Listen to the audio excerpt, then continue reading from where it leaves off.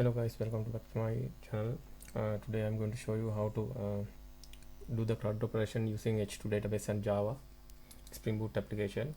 So for that I'm going to initialize a website to create a project, Spring Boot project.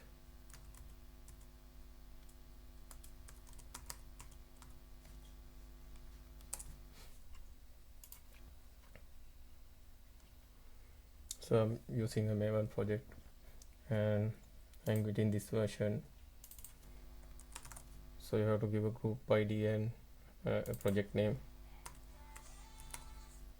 and I'm selecting Java 8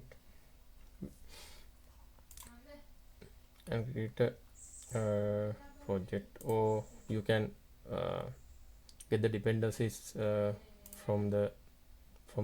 It's better to get the dependencies. We have to we need to use JPA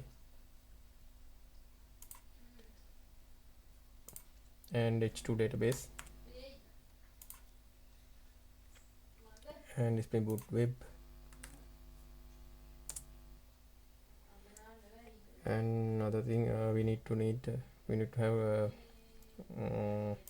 Lombok for getters and setters, and we can download the project.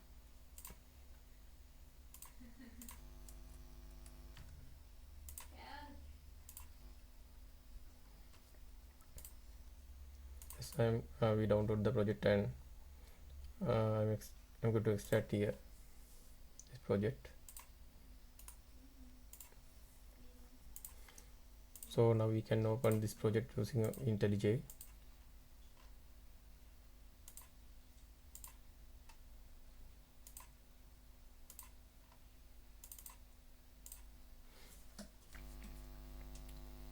In here I'm going to implement a student class and save student and get the student from the H2 database, and basically we have to do some configuration in application.property file. So in the internet we can get those configurations.